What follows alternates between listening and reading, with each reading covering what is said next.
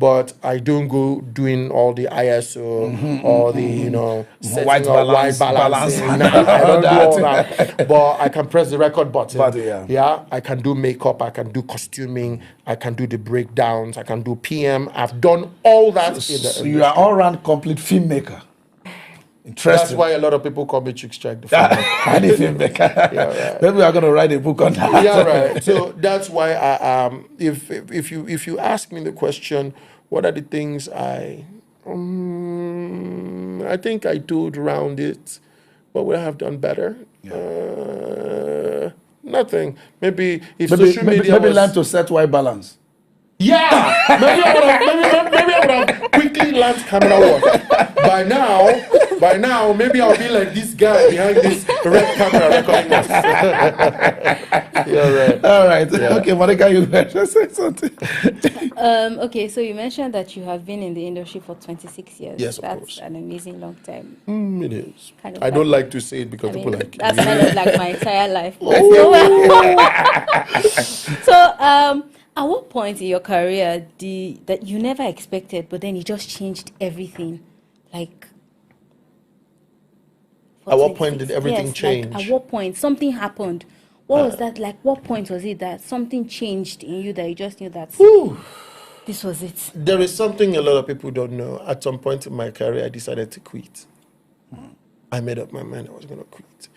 You know, just as I said, I read it in school, came to practice it, asking questions, doing the practical work, you know. But it was also quite frustrating because there was I have to say this, there was a time in my career where I couldn't afford a thing. I couldn't afford a thing. And you know what that means? I'm the first in my family, right? And I couldn't afford a thing. So whenever something is to be gotten, you are not the first name to be mentioned. You get my point? Because everybody knows you can't afford it. Yeah. You get my point? We need to buy salt. Nobody's calling your name. You get my point? So at some point, I said to myself, what's this thing? Is this how it is? Is this how I'm going to do to become that person that the whole world will see? But unfortunately for the world, right, I had a very strong belief in myself from the day one. From day one, 1999, that I joined NAG, that later became AGN, which is Actors Guild of Nigeria. Then it was Nigerian Actors Guild, right? So I knew that I had that thing in me. I wrote my first script. I wrote my first script, I think sometime in 1995, right? I had all that. I knew who I was. I knew what I had inside. But bringing it out was a challenge for me.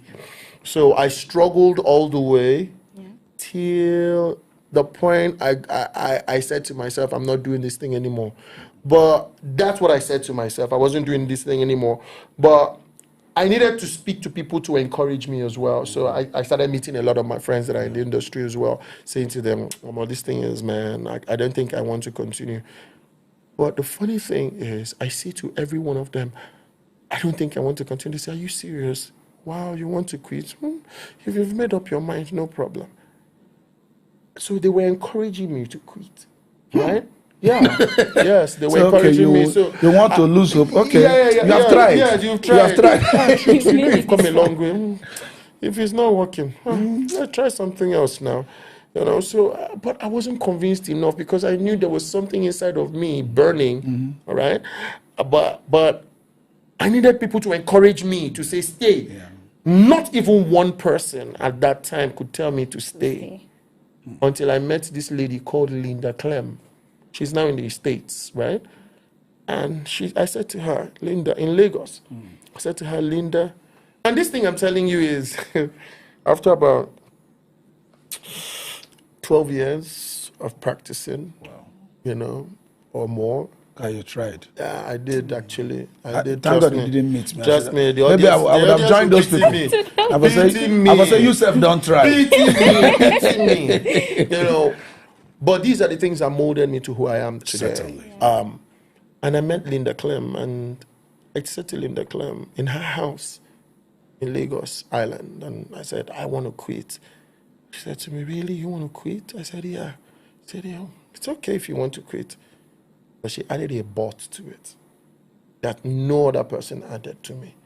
She said, but Chuks, if you quit today, what else are you going to do?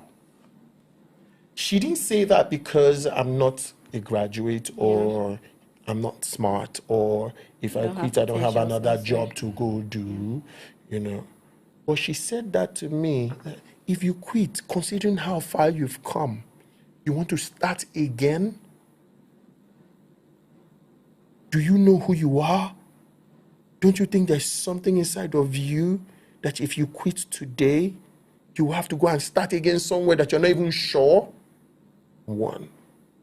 But the one that actually hit me really hard is not if you quit today, what else are you going to do? She said to me, Chuks, 2, if you quit today, do you know how many people that are going to lose hope? She said to me, Chuks, do you know how many people that are going to lose hope just because you quit? It made me to count my way back. That made me see that there are people, including her, because if she didn't believe in me, she wouldn't have said that. So she said, do you know how many people that will quit if you quit today? I said, because I am hope for others, I'm not going to quit. From that day, I picked up my rags, wore it, and made up my mind that I was going to wash it clean. And it's clean That today. is how I showed up. Now, let me tell you my story a little bit, though. After she shared that to me, right, I was called to, I was privileged to, I was here in Abuja. Last day of, I don't want to call that production. Last day of their registration online, right? Internet just launched, and I registered online, and I was picked here in Abuja, and they came for the auditions here, and we did the auditions. We were just 3 of us that were picked. Peace Great, I, and late let me remember his name. He's late now, all right? A veteran filmmaker, wonderful filmmaker, you know, a grandfather. And the 3 of us went to Lagos. You know, you have to borrow money to travel to Lagos for, because they call you, you know, when they do callbacks, you have done auditions, then they have to do callbacks because you guys are like 27, trying out that character, right? And they do callbacks like you live in Lagos. So every single time they do a callback, we have to travel, enter bus from Abuja and travel all the way to Lagos, right? To go try out again with others. I didn't quit. I kept looking for the monies and I kept going. I remember my first, not my first, I went like 3 times for that reading until at the end I was the only one that was picked. Wow. I was in Abuja and they told me, congratulations, you've been picked for the character Daffy, and we will pay you XYZ amount of money, 100 and something thousand then, you know. This is like this is like 15 years ago. And we're going to pay you 150,000. Like, wow, 150,000. A lot, Great. Yes. You know, and when they said that, I packed my things. I was ready to go. I was looking for 15K for my transport. I called everybody that I know. Nobody was able to raise me 15,000. I called everybody that I know. You don't want to understand. I called everybody that I know. But you see, there's something about God, right? I don't talk about my growth without telling you it's God that did it for me. Every single human being that I believed in failed me to raise me a dime. I mean, none of them gave me 1,000. Okay. 1,000, right? Suddenly, a friend of my sister traveled from Rivers State, came to Abuja that she wanted to do something. I've always done project management all my life, so I was introduced to her, and I helped her organize her project, and she said, okay, I'm going to give you, all I needed that time was 15K. So no matter what I did for her, just give me 15K. right? She gave me the 15,000. They said, if you don't arrive today, everything is done. Yeah. She gave me, I went to her gate at about 5 a.m. She woke up at about 8 to give me that 15K. Can you imagine standing from about 5 a.m. in someone's gate? Yeah. Security man didn't allow me pass. She was still sleeping in her room, right? I stood by that gate, waited till about 7:38 when she came out, gave me the 15K. Sorry, I was sleeping. And I said, thank you very much. From there, straight to the bus stand. Entered bus, straight to Lagos. Got to Lagos, went to my cousin's place. The next day, went to this company, right? With all that excitement, I've hustled my 15K. Now I'm playing one of the lead characters. That's what I'm supposed to play, right? All for me to get to that place, and they told me, sorry, Chuks Chyke, you have to go back. We have picked up somebody else. All right. And I'm like, what do you mean? And they say, yeah, we've picked up somebody else. I said to them, probably I'm playing, so that means you guys need to pay me for all the sacrifices that I've done. When they knew that I was serious about it, they pushed me aside, kept me by the side. They were doing everything they were doing till about evening hours. That was when they called me and told me, hey, there's one character. If you can. If you would like to play it, he's a nurse. We'll pay you 50,000, from 150 to 50,000. But I heard the Spirit of God say, inside my ear, take it.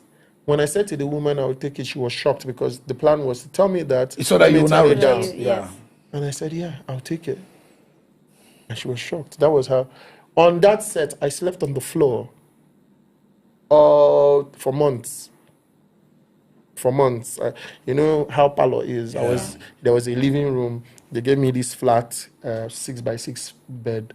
I lie down, use my wrapper, cover myself. My bag was behind the window blind, right? So the day you don't go to set, they don't give you food. I remember I came with 15K. Yeah. Remember I came with 15K, right? And 15K was basically transport. But that was how I pushed. I was there, enduring, until Tinsel called for an audition by Mnet. Good enough how God works. When Mnet called for that audition, that was the same day they were doing photo shoot. Because they didn't really like me, they didn't put my name for the photo shoot. When every other person's name was there for the photo shoot, my name was not there. So because my name was not there, I felt bad.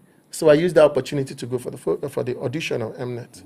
That's how I went for Mnet, and I became one of the tops for Mnet when Mnet did I'm Off, right? I'm from I'm Off, and I give all the kudos to God. Used two men. One is Roger Sofime, the other man is Alex Mouth.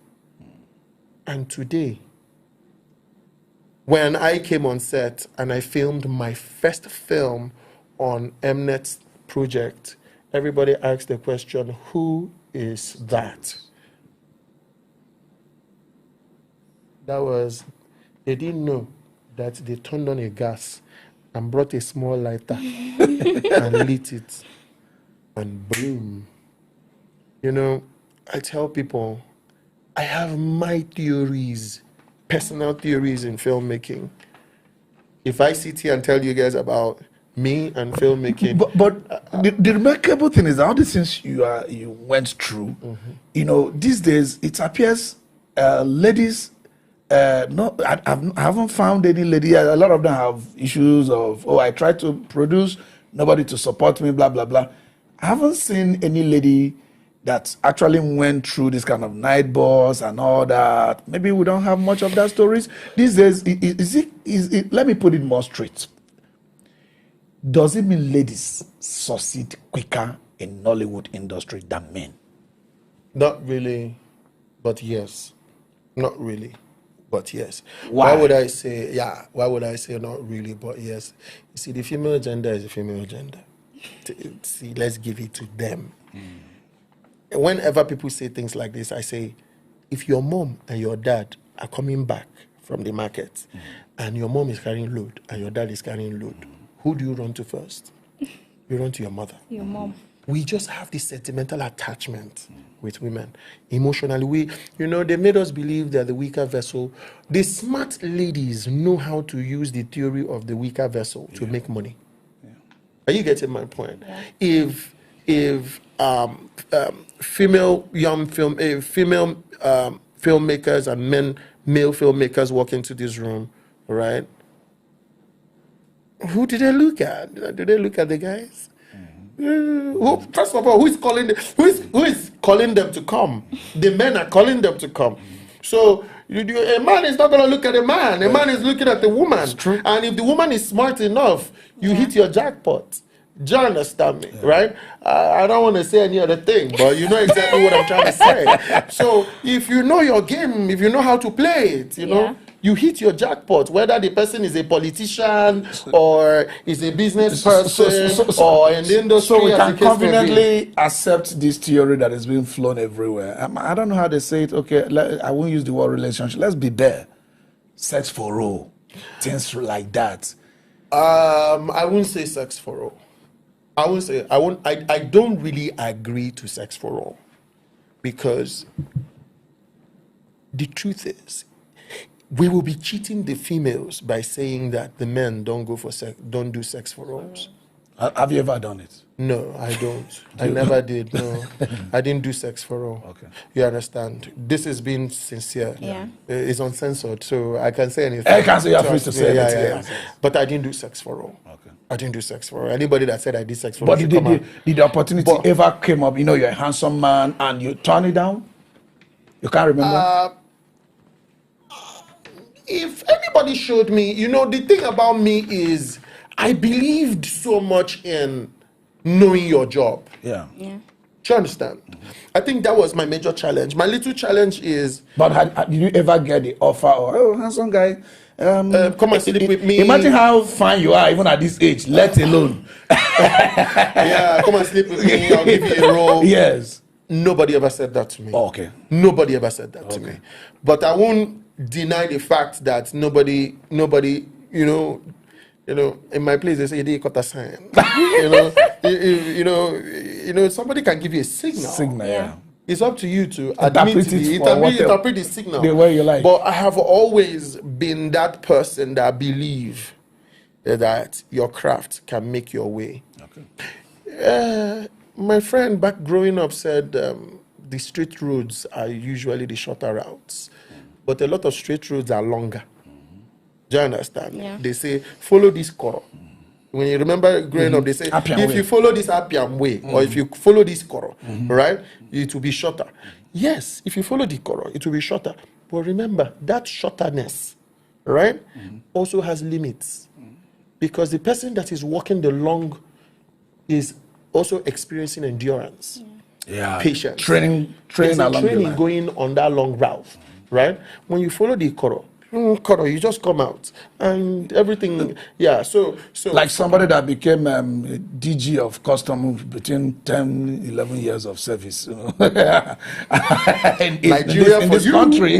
Nigeria for you and humanity for you. Until today, the mentality of entitlement mentality is built up. You must step down for me. Everybody must step down for me for anything to happen. We in our industry today, we have a lot of young people that from nowhere, they just become superstars. They are making millions of naira. Do you understand? Thousands of dollars. And you are there and you're wondering, how did you do that thing? Like, it took me 20-something years to get to this place. And it's taking you less than 1 year to get to this place. 1, grace. 2, time. Evolution. Yeah. In our time, there was no growing up and no internet. Those days, if you go for auditions, let's say you came for audition in this studio, right? And you came all the way maybe from a place that you traveled 3 hours. For you to, after the audition, you go back. For you to get the result, you travel another 3 hours. Do you understand me? They need to do anything, you have to travel another 3 hours. Now, everything is on your phone. Everything is, you don't even need a laptop for all those things to happen. So time and evolution has solved a lot of things, So by the question you asked, nobody ever proposed to me, come and sleep with me. But I remember one guy that invited me to, that one was so annoying that he he kept me. He's late today. Yeah. I came to set to film, and everything I did, he condemned it. Everything I did, Yeah. you know, he tried his best to humiliate me on set as a growing actor. Then later he came to sit, tell me, well, you know why I was always shouting at you, and I said, you know your job, but you need to. Where do you stay?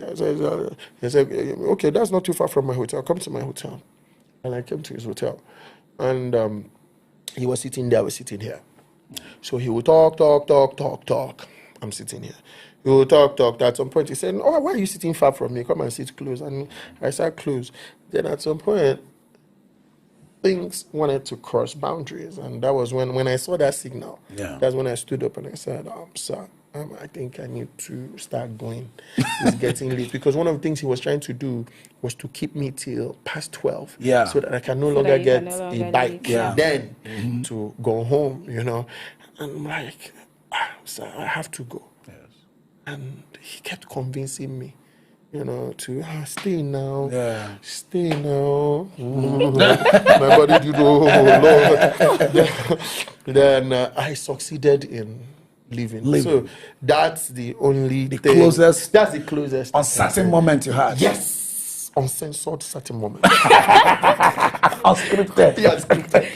No, I've never told people this story online before. Yeah. But that's the truth.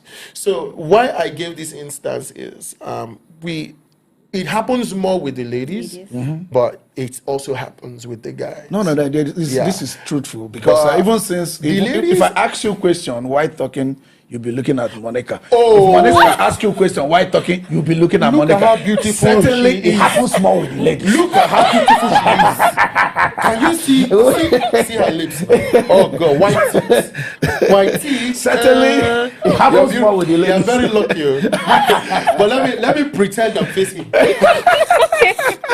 So you can go ahead. Yeah. So when it comes to the successes, all right, the ladies have a lot of opportunities. That's the thing, and the smart ones take it. Yeah. The truth is, the smart ones take it, all right. But if you look at what's going on now, then it was a situation of, okay, she's a lady, so she's beautiful, come, I sleep with you, codedly, uncodedly, and I fund you and all that. Now the table has been made bare. Everybody has a channel. Yeah. Yes. You get my point. So Yeah. the men are making it, the ladies are making it. The men are making it, the ladies are making it. So, but the ladies have more advantage because some of them now go to do. You understand me? Then the other ones don't do. You understand me? Yeah. You understand me? And some of them do. You understand me? And some of them do. Yeah. You understand me? Yeah. Which we the men we don't have time to do. You don't even believe in so it. because question is, why am I doing bum? Why am I doing breast? Yeah. Am I taking 1 or 2 ribs? Yeah. So that my waistline will be tinier. Yeah. As the case may be. Why are we doing it? We know why we are doing it. You understand me? Yeah. So that when they say action, I say, hello, baby. The audience are like, oh my God, I want to watch that girl again. Yeah. I remember doing a series, and when I came back from Lagos to Abuja for a project, I met this guy, and he was like, see, Chuks, whatever it takes for you to make sure that this babe, like I get a hold of this babe, I don't care anything it is. I'm like, Chairman, are you serious? He say, yes. And I'm not talking about one, like, when like 3 or 4 chairmen are sitting together, and 70% of them are talking about one person. Why? 1 is facial beauty. 2 is, accessories. Accessories that comes with it. But who is talking about the guys? I don't know. Maybe ladies sit down sometimes and they're saying, oh, that guy. But this reservation with our ladies and all. But the guys are, come on. A lot of us are, All right. Have you been involved in any kind of controversy and or a scandal or something that's made you avoid camera for some weeks or for some months, or is there anything that way? Yeah. Okay. Yeah. That was when I had my son, the way it happened and the way it came was I was young, you know, I was growing, I was young, I was growing in the industry. I was trying to find my foot, you know, and funny stories, Yeah. you know, and she took me online. She took me online. It didn't stop me, like, but you know, when your conscience, it's you. Yeah. It's not about the world. Like for me, it's not about the world. It's about you. You know, I sit back a lot of times, and I'm like, oh God, oh God. At some point, I'm like, oh God. I can't remember the day someone called me on the phone and said, Chuks, I'm watching you on TV. Hey, they're talking about you and your baby mama and all that. I'm like, oh God, come on.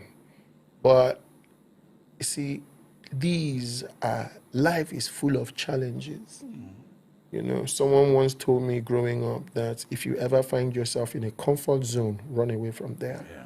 Anywhere you find yourself, you know, good enough, this is a studio. Usually I don't sit with my back like this because they made me understand that when you sit this way, you must have arrived.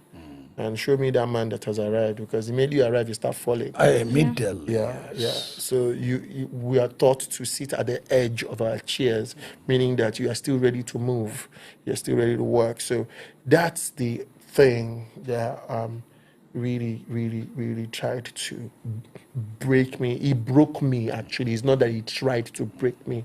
He broke me internally, all right?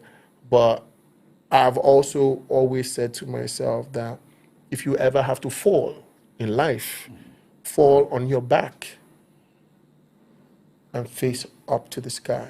One day you open your eyes and see light and know that you have hope and move. But if you are falling and you fall with your face down, whenever you open your eyes, all you're going to see is sand and darkness. It's difficult to stand. So that's what motivated me, you know. But it was difficult, you know, for a growing young man. And it came at, you know, the devil is a bastard, actually. It came at the light. You remember I told you the story of my light. Yeah. It came as it was ignited, and it started burning, going, when it ignited, boom. As it just did, boom, that challenge came, right? And I looked at it, and I knew that it was a challenge in front of me. I made my mistakes.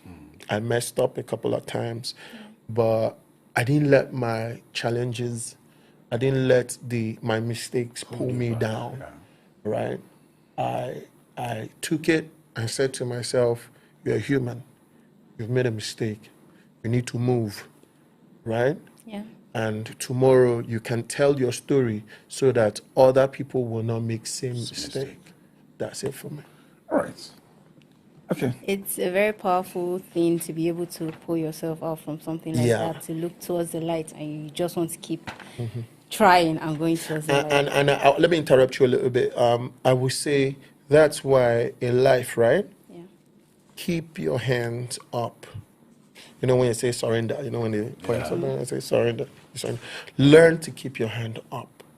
Because in life, when challenges come, which will definitely come, whether you like it or yes, people will say things that you didn't do, people will say the things that you did, right? But what can vindicate you is what your hands that you lifted from the past. You get my point, right? The hands that you lifted 100 years ago, 50 years ago, 20 years ago, those hands that you lifted and the whole world is seeing it, right? That your hands are up does not mean that it's not going to pain you and you bring it down and soil it for one reason or the other. But people will say, wow, we could vouch for him for a sec, you know? So I think that's what really happened to me, you know, when I faced that challenge where I really messed up, yeah? But I think I look back at myself and I said to myself, this is not who you are. Yes, this is where you have found yourself, you know, in the mud right now, where you have, it's not that someone rubbed mud on you. You took the mud by yourself. You rubbed it on yourself, right? Yeah. And messed yourself up. But you've been clean from the back, from the years coming, right? You can't be clean all the way. You can't. How do you tell your story? You know, you must encounter mistakes and prove to the world that life is about the good, the bad, the ugly. Ugly, yeah. Okay.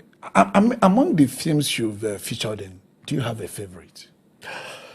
Ooh, favorite film.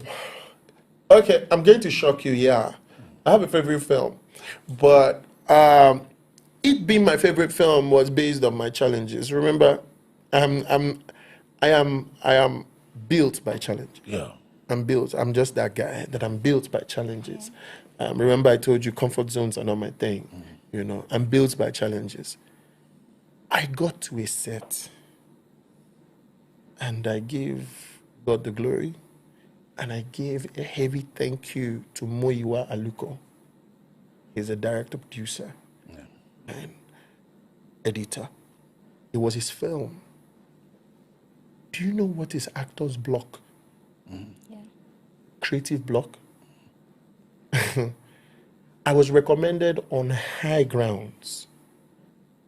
I got to the set. I met a lot of my friends that I have worked with from about 5 years coming that know me that Chuks is high class. Because I tell people, if the character is not challenging enough, I don't have any business with it. Even as I am, if you give me a character that is light, I turn it into a challenging character. That's what I do, right? Because I believe that's what the audience wants. Yeah. So that's the recommendation that I was put up from, right? And I got to set up, like, wow, Chuks Chyke, hey, Chuks Chyke. Day 2, they took me to my hotel. I chilled, you know, spread, slept, woke up, came the next morning to come film with what's her name again? Mary Lazarus. And the title of that film is Nothing But the Truth. I got to set. I open my script. I read the line. We rehearse it. As I'm closing the script, the lines are wiping off from my head. Forgot. I was like, So if we shot that film for 5 days, I had actors block for 5 days. Wow. I had actors block from top to bottom. Like, at day 2, I called Moyiwa Aluko and I said, Oga, I don't mind refunding you. I feel really embarrassed. I feel messed up. I don't think I can move on. He said to me, Chuks, don't worry, you're fine. It's okay. Let's continue. He says, sir, no, you don't know how I feel that I get to set and this person says, and it was basically a 2-character film. Yeah, so you are the one dragging them back. So it was me, the lead character, and my wife. Yeah. Then my friend. And your wife was leading my you. friend Stan Nze was our supporting character in that film, you know. And that's where we met and became very bosom friends, you know. And that's where we met his wife off the script. So, you know, I had this actor's block. And for 5 days that we filmed or more, when this film came out, I refused to watch it because I didn't know. I didn't know what was going to be there. It got to a point where they said, can we bring a cardboard sheet and be writing your script and be keeping it behind the camera, beside the camera, so that you could read it while we're filming? Like, so you are looking at the camera pretending that you're and you are reading your lines. Like, how did I get to this place?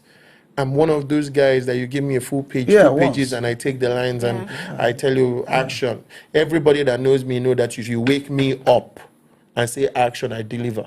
I say to people, if for any single reason you say, let's do blood transfusion on that right now, if I give you blood, you start acting. I tell people that, you know. But look at me, I'm like a messed rag on the floor that looked very useless. But he believed in me, that producer, director, editor.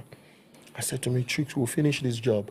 And we finished it. He edited the film himself. The film came out. The film is one of the funniest films you can ever watch. If you watch the film, you will laugh and roll on the floor. And I said to myself, you see, it's not by your abilities. It's not by your abilities. Actors are doing giri giri gara gara. Some people will do makeup, rub eyelashes, rub their. I say, nah. If he day. If you know day, If you know day, no day.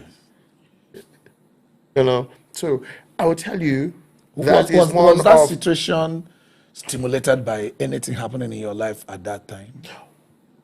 Or it was just one-off situation from nothing? I was facing a lot of challenges. Okay. I was facing a lot of challenges.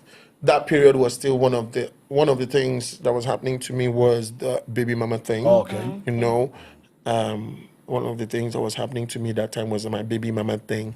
But I don't think I'm going to put a hold on that to say that was what gave me an actor's block. It just happened. It just happened. I'm for crying out loud. I moved from another set, which I came out excellently 150% successful. I moved to that other set. And that thing happened to me.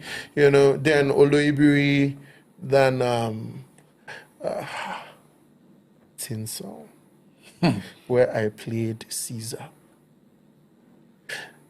That still is one of my best characters. Wow. Trust me,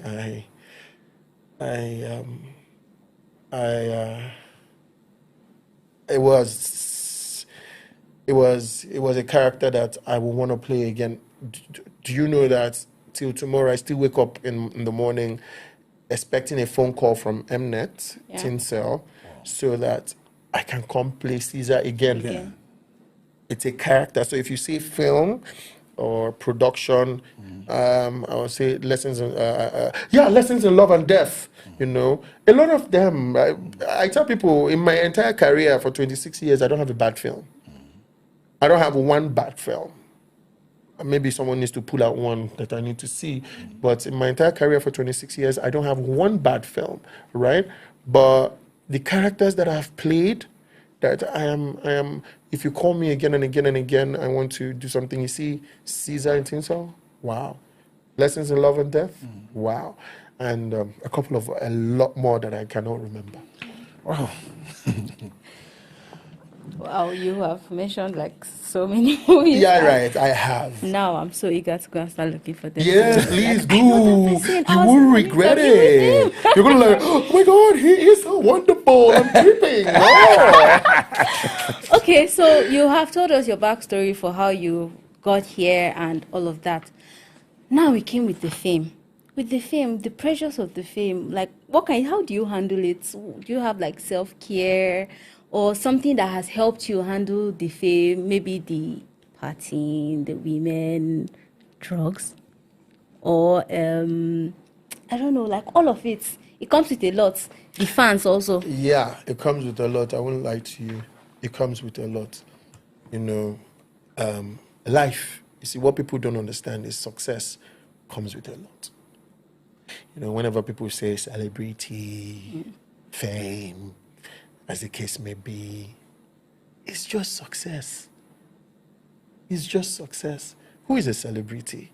You know, I say it 1,001 times. Anybody can prove me wrong. You did your first film, and someone in your family or your neighbor or your friend calls you on the phone and say, "Oh my God, I'm watching your movie now," and that's the only person that has called you to tell you I'm watching a movie. Right? You're a celebrity. Yes. Yes, you are. It means that person is celebrating you. That's right. You get my point. What you're doing is good. Yeah. Celebrity means someone is celebrating. Yeah. You get my point. It's success. Success comes with challenges. It comes with abuse. You get my point. And this abuse is not that you are coming up with the abuse. They will bring it to your doorstep, to your table. I won't lie. Yeah. I have walked into environments where I saw drugs. I'm like, oh my God. These things I watch in movies, I even play them. Yeah. Like, I actually play them. You know? Is this the real thing? And now it's playing in front of you. Oh my God. some of them will say, try it. Well, you see, the Bible says, train up a child the way the child should grow. And he's When old, that he will child not depart grows, from it. he or she will not depart from it. If you are strongly rooted in your upbringing, it doesn't matter what comes to you. You will just find a way to say no. I can mingle with 1,001 people that do 1,001 things. That does not mean that I have to do those things. Yeah. And trust me, it doesn't change who I am. That's why I say to people, you need to know your job. First of all, know your job. If you know your job, and knowing your job is what has built you to become who you are today, right? Influence cannot propel you, or affluence cannot propel you to do the things that you don't want to do. I'll be telling you a lie if I tell you, oh no, I've never found myself in such environment, so I'm not. No, we found ourselves in weird environments. Yeah. But question, did you get yourself? Because a lot of times nobody tells you where we are going to. Hey, you meet this guy. Get one party we're supposed to go. Yeah, I go like make you. The celebrity. You go follow me go that party and all that. And for friendship, for whatever reason, you join and you get there and you're seeing strange, wonderful, amazing things. And they call you, hey, come and try. You begin to now ask yourself, should I? Right? A lot of times the question is, should I? You get to the point where you want to try it and you're like, what if? Just what if something goes wrong? Just what if something just goes wrong? It hasn't gone wrong for 1,001 years, but what if something just goes wrong? So I think that's my principle. Do you understand? So if I still find myself there for fame or for any reason whatsoever, it has not changed me. I was going to go into Nollywood. Trust me, I knew. This is one of the things I'm going to try out in my life, right? And give it some time. But until I found people like RMD and Ramsey Noah. Okay. See these two guys? They motivated me. I remember when they did Michael Power, the movie, I'll never forget it. When they did the movie Michael Power, it was a movie that Guinness sponsored, right? And I went to see that film. They did a public premiere at a stadium, more like, right? All you just needed to do, buy their drink and sit down there. And they were giving it, I think they were even giving it for free. They just needed people to come and view the film. And I only went there to see RMD play Mr. President. It was my motivation that a Nigerian guy played Mr. President in a foreign film. I think he had just one or two scenes. That was it for me. Yeah. Then Ramsey Noah's style of playing out his characters was something that I studied. Like, I sit down, I'm like, this guy. So it wasn't about the accent. For me, you know, for people back in the days when Nollywood was still fresh, right, and new, people were thrilled about, you know, it started with the language film. Then we now went to, hey, what's up, how you doing, and all that. It was about the technique of acting for me. Yeah. Do you understand? It was about technique of acting, because in the theater they taught us technique of acting. So the technique, I saw Ramsey bring out acting raw. You know, he was good with his expressions, with his dialogues, his style of dialoguing and all. And then RMD. So these two guys really, really, really, really, until tomorrow, they still motivate me. Ramsey, RMD, they motivate me a lot. A lot. Interested. Let's push into our nation, Nigeria, a little bit. Oh, yeah, right. How do you think we can infect this nation with development from a creative point of view? Very simple. Very simple. Very simple. America is what America is today because of what they showed us on screen. How many of us have ever seen a U.S. Marine before? How many of us has ever seen even a U.S. police officer? So we should tell our stories with the film. But in the movies, you see the U.S. police chase one criminal. They scatter the entire city to find the criminal. They will drive 100 cars, smash the cars. The police will do, wow, wow, wow, wow, wow. The cars will fly, phew, crash, the other one will pass, phew, and they are all chasing that criminal. What are they trying to tell you? What are they trying to tell you? They kidnap one American, and the entire, you see the president sit and say, we need to, and the next thing, Apache helicopters are going, machine guns are going, these things are going to just rescue one American that was kidnapped. Does it mean that Americans are not being kidnapped and nothing is wrong? Nothing is done. Right? The truth is, we need to, our government, it's just like what this thing that I'm wearing right now. Yeah. It's called the Digital Young Filmmakers Project. At some point in my life and in my career, I said to myself, Chuks, this thing started, I think, 20 years. When I got 20 years in the industry, I said to myself, this is 20 years of you practicing. What happened to give back? When I looked back to the younger people coming after us in the industry, I got really worried because we were at the point of garbage in, garbage out, where everybody wants to just, oh, I want to be famous. And everybody forgets, like, how do you drink water without quenching your thirst? It's impossible. You can't drink water without quenching your thirst. Do you understand? Yeah. So why are you talking fame when it's something that must happen? It must happen. But what you need to do is know how to manage the fame. First of all, you need to understand what you're doing first. That's how I started this kind of thing. The Digital Young Filmmakers, where we do give back. So we call forth young Nigerians that are interested in the entertainment industry, and we now give them a training. We try to train them, one, on behavioral change, because we've realized that people are losing out on behavioral change. We are training on culture retainership.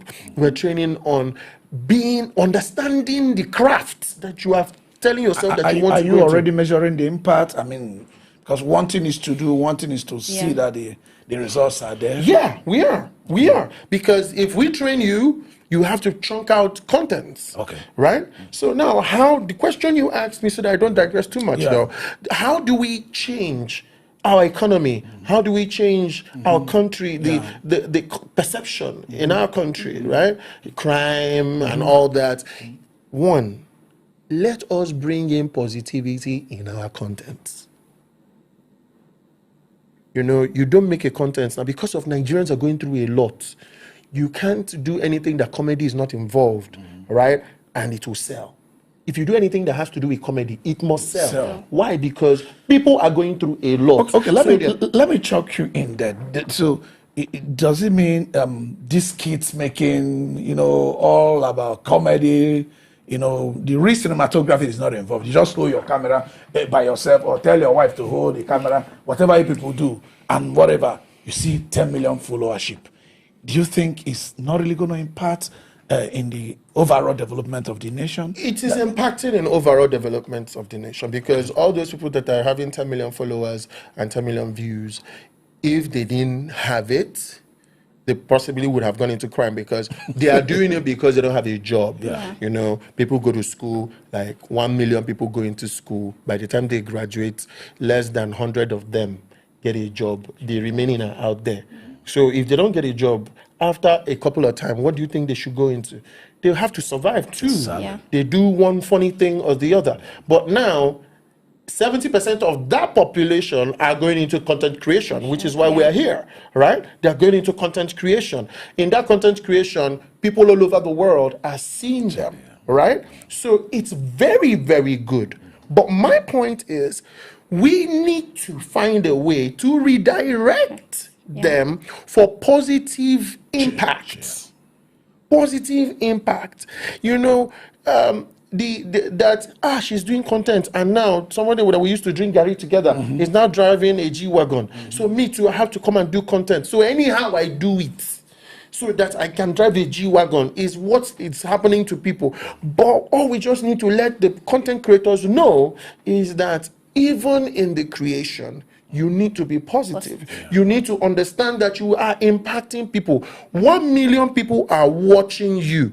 It means that you are affecting the lives of 1 million people. So if you are positive in your content, right, then it means that you have changed the mindset of 1 million people. Look at what you're doing today in your studio, right? Who is paying you? You're doing it. It's a private thing. You're spending your money to do it, right? And all the time, I've always, when I was invited, I had to go online and understudy your content to know, is this the kind of place I have to come to, because I'm a positive person, right? And when I realized the kind of impact that you are laying, and I came here and I'll tell every audience, come on this show, watch, you will feel the positive impact. Your mindset will change. The same thing that you wanted to do, nobody's telling you don't do it. Create your content. Trust me, we need to create content.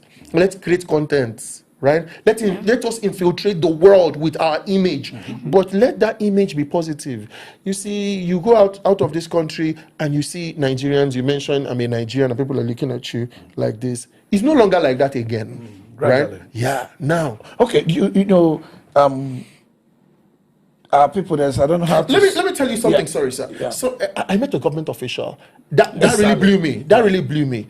He said that we go to some of the countries, especially in the Caribbean, right? And how we address ourselves is, I am from, let's say, Genevieve's country, Missy Johnson's country.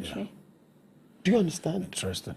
You know, our time is fast spent. Yeah. I'm not going to go away without asking you this. Politics. Are you thinking of culminating this kind of project by becoming a governor, a senator, any kind of legislator, or you just talked about government official in some form? I would say, so you can have a bigger microphone. Yeah.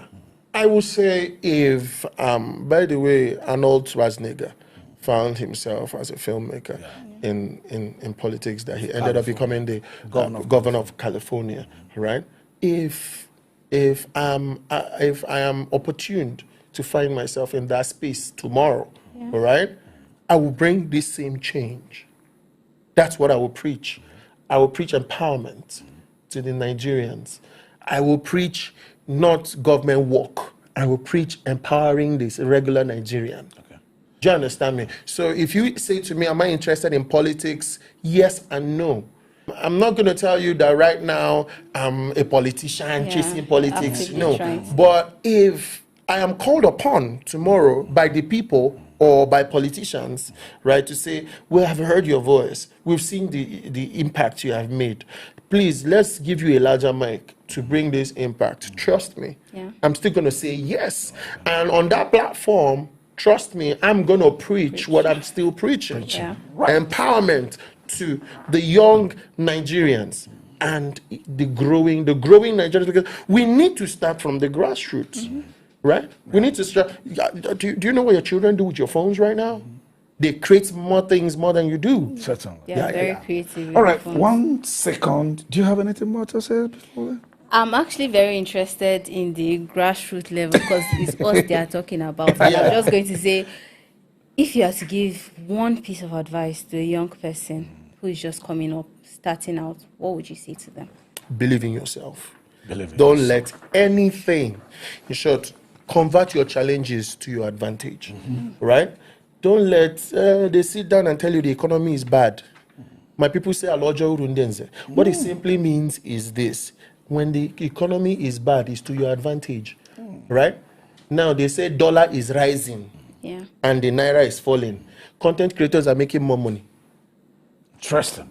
You get my point? Because they believe in themselves. So now, imagine you self-employ yourself, right, on content creation and all, and you're making more money. you can build schools. Who said that you can't build schools? After all, we have Gaga University. Oh my, you know, whoa.